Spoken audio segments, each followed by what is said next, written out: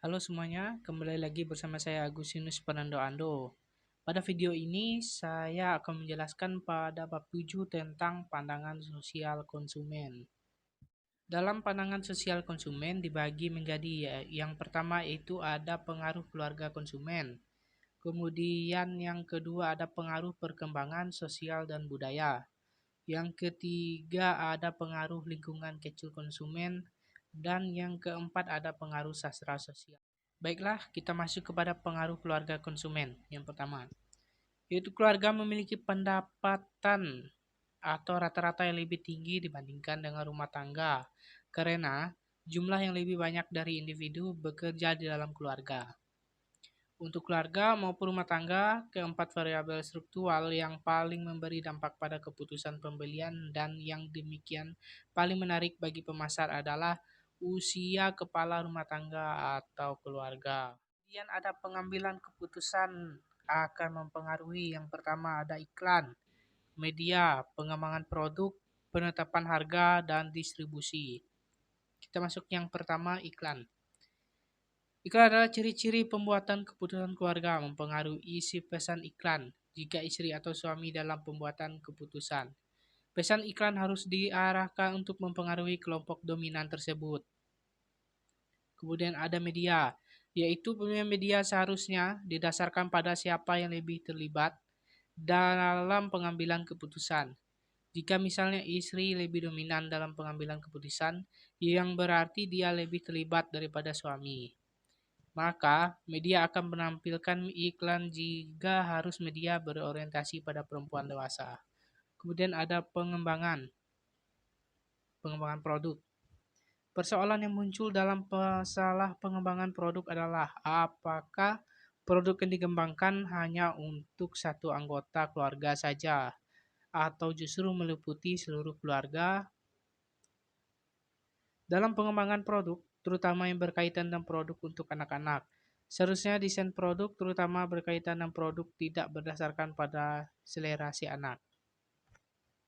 Kemudian ada penetapan harga, yaitu strategi harga mungkin juga dipengaruhi oleh identifikasi pembuatan keputusan. Artinya harga eh, artinya harga yang ditentukan untuk suatu produk harus mempertimbangkan tanggapan pengambil keputusan pembelian. Kemudian ada distribusi.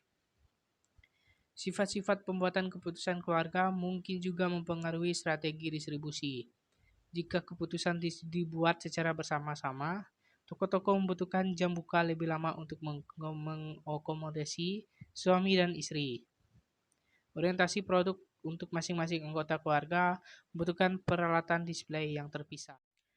Kemudian ada keputusan konsumsi keluarga, melibatkan setidaknya 5 peranan yang dapat didefinisikan. Peran-peran ini mungkin dipegang oleh suami, istri, anak, atau anggota keluarga rumah tangga lainnya. Peranan ganda atau aktor ganda adalah normal. Yang pertama ada penjaga pintu, gatekeeper, inisiator pemikir keluarga mengenai pembelian produk dan pengumpulan informasi untuk membantu pengambilan keputusan. Kemudian ada pemberi pengaruh atau influencer, individu yang opininya dicari sehubungan dengan kriteria yang harus digunakan oleh keluarga dalam pembelian dan produk atau merek mana yang paling mungkin cocok dengan kriteria evaluasi itu. Kemudian ada pengambilan keputusan atau decider. Orang yang wewenang atau kekuasaannya keuangan untuk memilih bagaimana uang keluarga atau dibelanjakan dan dan produk atau merek apa yang akan dipilih. Kemudian ada pembeli atau buyer. Orang yang bertindak sebagai agen pembeli yang mengunjungi toko, menghubungi penyuplai, menulis cek, membawa produk ke rumah, dan seterusnya. Kemudian ada pemakai atau user, orang yang menggunakan produk. Kemudian ada contoh pengaruh keluarga konsumen. Banyak produk yang dibeli atau konsumen ganda yang bertindak sebagai unit keluarga. Rumah adalah contoh produk yang dibeli oleh kedua pasangan, barangkali dan melibatkan anak, kakek nenek, atau anggota lain dari keluarga besar. Kemudian mobil biasanya dibeli oleh keluarga, dan kedua pasangan dan kerap anak remaja mereka terlibat dalam berbagai tahap keputusan.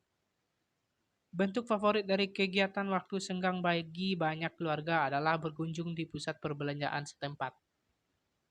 Kunjungan tersebut kerap melibatkan banyak anggota keluarga yang memberi atau membeli berbagai barang rumah tangga, busana, dan barangkali bahan makanan.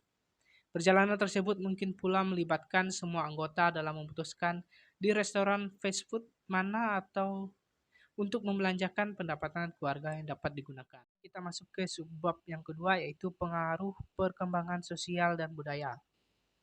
Yang pertama, perkembangan sosial budaya di era global perlu disikapi dengan bijaksana dengan mempertimbangkan kepentingan ideologi bangsa, wawasan Nusantara, ketahanan nasional, sistem manajemen nasional, kewaspadaan nasional, dan kepemimpinan nasional. Selanjutnya ada pengertian perubahan sosial budaya menurut para ahli di bidangnya. Ini ada Hirachman, kemudian ada Max Weber, Gilin. Kemudian ada faktor perubahan sosial budaya.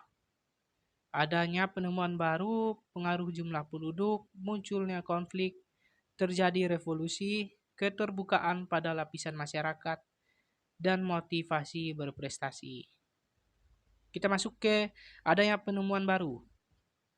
Entah didasari atau tidak, dalam kehidupan bermasyarakat akan mengalami penumpukan berbagai macam budaya. Hal ini disebabkan karena terjadi penemuan barang baru yang ada di masyarakat. Kemudian ada pengaruh jumlah penduduk. Seperti yang kita tahu bahwa Indonesia salah satu negara yang memiliki jumlah penduduk yang cukup besar. Nah, faktor perubahan jumlah penduduk inilah yang juga menjadi satu faktor perubahan sosial budaya. Kemudian ada munculnya konflik. Dalam hidup bersosial, sudah sewajarnya jika menemukan konflik atau pertentangan. Umumnya konflik muncul karena disebabkan ada kemajemukan yang melahirkan berbagai karakter dan sifat, sehingga timbullah sebuah pertentangan satu dengan yang lain. Kemudian masuk yang keempat, yaitu terjadinya revolusi. Faktor penyebab perubahan sosial budaya yang lain adalah karena terjadi pemberontakan atau revolusi. Nah, untuk kasus ini umumnya terjadi dari luar masyarakat. Tidak ada keterbukaan pada lapisan masyarakat. Faktor penyebab kenapa terjadi perubahan sosial budaya disebabkan karena keterbukaan lapisan masyarakat terhadap perubahan baru. Memang tipe masyarakat seperti ini diberi dua pengaruh yaitu keterbukaan open mind terhadap hal-hal sehingga lebih update. Yang terakhir ada motivasi berprestasi. Terjadinya perubahan sosial budaya bisa juga disebabkan karena lapisan masyarakat memiliki motivasi berprestasi atau motivasi untuk maju lebih besar. Tentu saja ini hak yang positif dan patut dipertahankan agar terjadi perubahan sosial yang bersifat positif. Oke, baiklah masuk kita ke pengaruh lingkungan kecil konsumen yaitu subbab yang ketiga. Yaitu ada budaya, kelas sosial, keluarga, pengaruh pribadi, dan situasi. Kita masuk kepada yang pertama yaitu budaya. Budaya yang digunakan dalam perilaku konsumen mengacu pada nilai, gagasan, artefak, dan simbol-simbol lain yang bermakna yang membantu individu untuk berkomunikasi, melakukan penafsiran, serta evaluasi yang terjadi dalam masyarakat.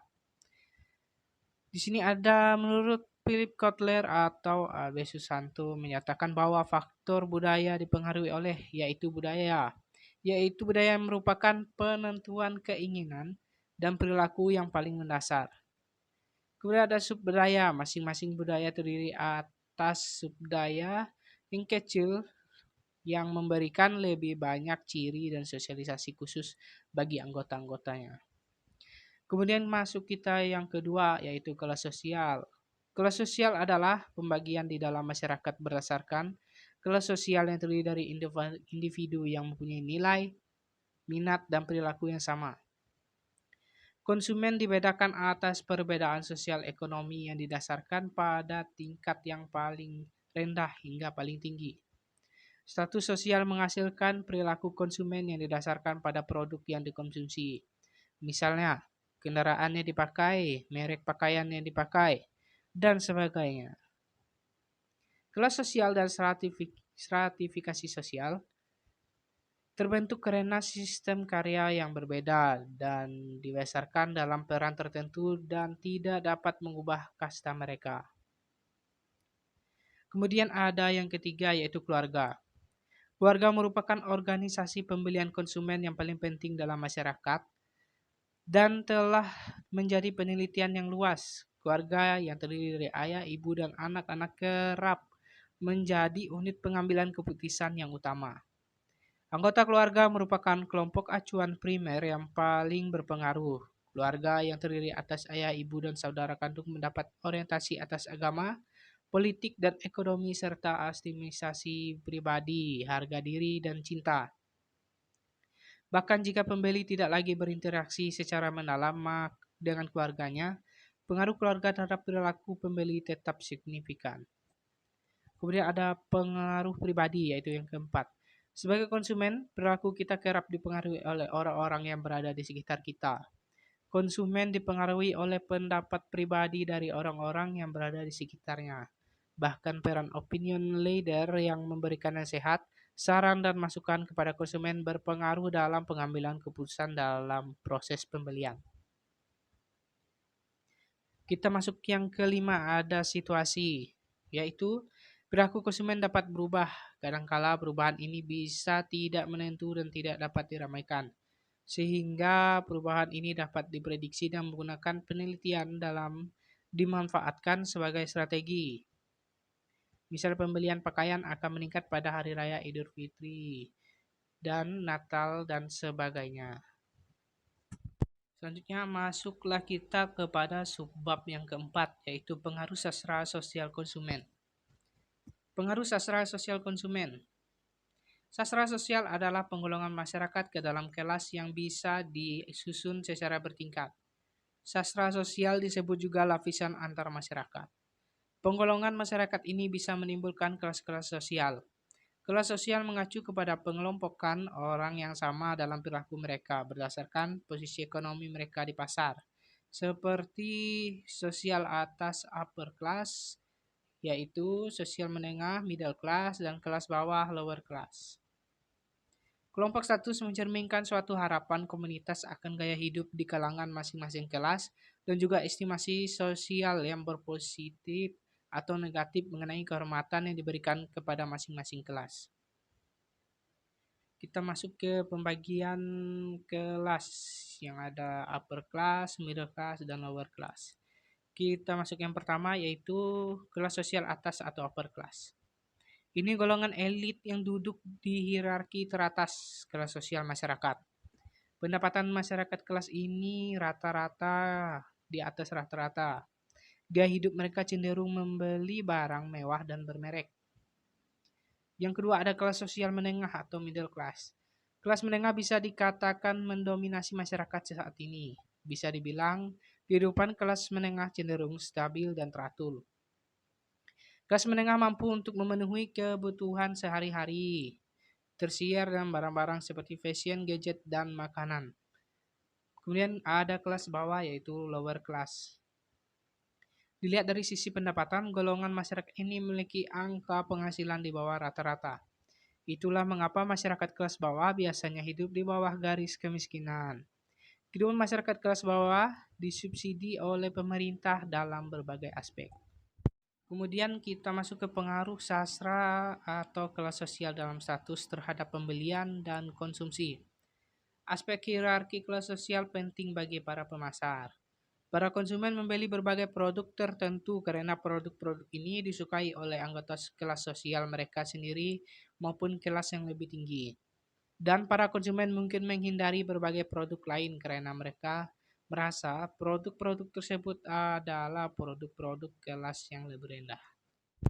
Sekian hasil dari penjelasan saya pada bab 7. Jika ada salah kata maupun perbuatan, saya mohon maaf. Jangan lupa like, komen, dan share, subscribe. Terima kasih.